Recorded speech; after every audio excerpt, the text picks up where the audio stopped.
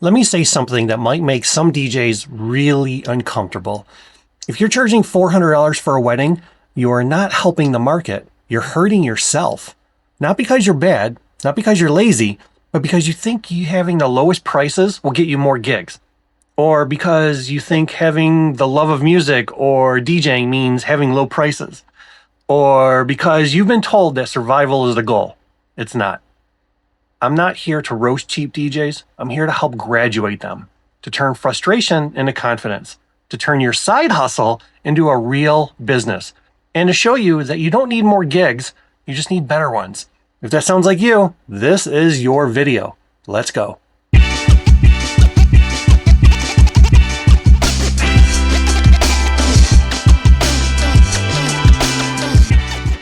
Greetings and salutations, my DJ friends. Yes, you.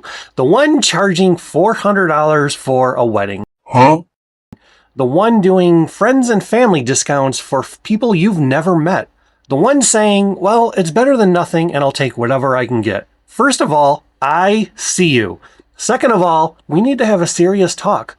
Because this video is not for the DJs who already get it or understand it. This is for the DJs who are trying to survive in this industry and think having the lowest price will actually get them more gigs, while slowly burning themselves out for gas money and chicken fingers. This is about stopping the cycle of cheap pricing, not to shame you, but to show you how to escape it. But first, if you're new here, be sure to hit the like and subscribe button so you never miss out any of the new content I put out every week. My channel is here to help new DJs who are entering the industry, or maybe even just established DJs who might need a little help and insight every once in a while. Let's begin, shall we? First, cheap DJs are not the problem. Staying cheap is. I want to be clear on something. Cheap DJs are not ruining the industry. They're just stuck in it. What ruins the industry is the mindset of, I can't charge more because I'm not good enough yet. Or, I offer the cheapest price, I'll get more gigs, and beat out other DJs. Bruh. But here's the truth. You don't become valuable first and then raise your prices later. You raise your standards first, and your value grows into them. Right now, you're undercharging because you're scared of losing business or not getting enough gigs. But let me ask you guys something. Would you rather be booked every weekend and still somehow be broke? Or work fewer events, enjoy life, and actually make a really good living? Because cheap pricing doesn't create opportunity. It creates exhaustion and frustration. Now here's the truth on why you're actually cheap. I'm going to get real for a minute. Most DJs aren't cheap because of competition. They're cheap because lack of confidence, lack of knowledge, lack of branding, and zero understanding of their actual costs. You say you're charging $400 for a wedding? Cool. Let's do some math for a second. 6 to 8 hours at the event, 2 to 3 hours of prep, consultations, travel, setup, teardown, gear wear, music subscriptions, marketing, website, insurance. Oh my, oh my.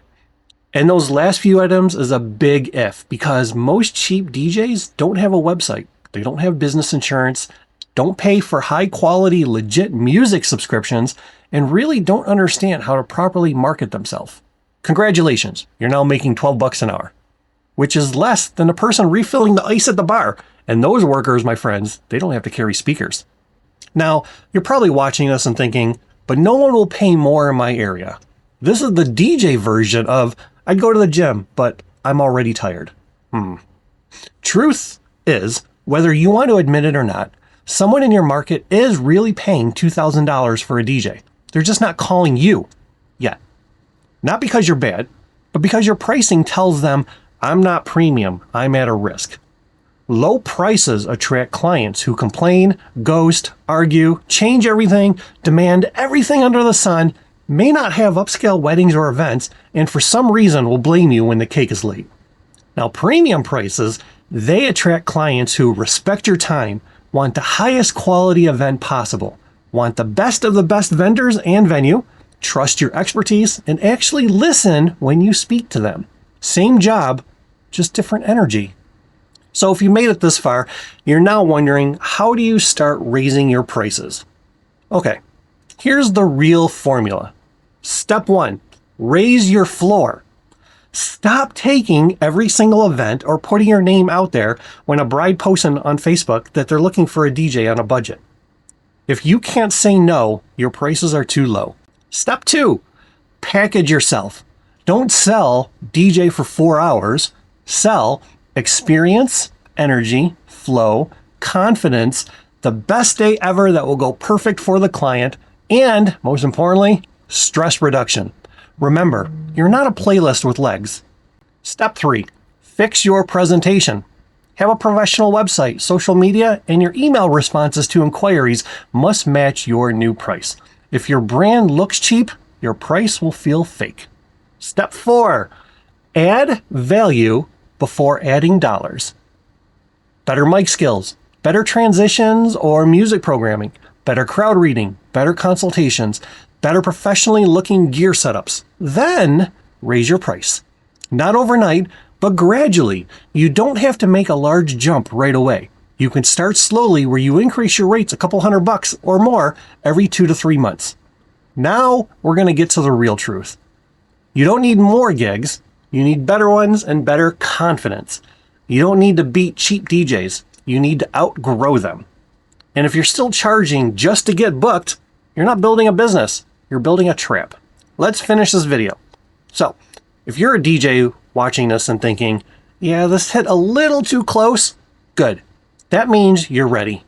You don't have to be cheap forever, but you do have to decide to level up. Raise your standards, raise your skills, and then raise your prices. As I say at the end of all my videos, a day without dancing is a day wasted. Go out there, be the best DJ you can be an awesome human, and keep striving to be better than you were yesterday. See you guys in the next one.